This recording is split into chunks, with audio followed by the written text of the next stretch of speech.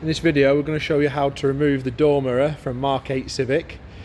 Tools you'll need for the job is just an 8mm socket. You will need to remove the inner door card panel first, which you can find in our other videos. First of all, remove the wiring that goes to the tweeter. Pull the cable guide out. Then you can undo the plug for the mirror.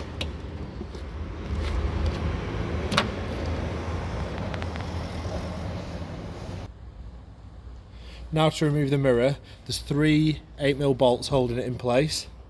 Undo those.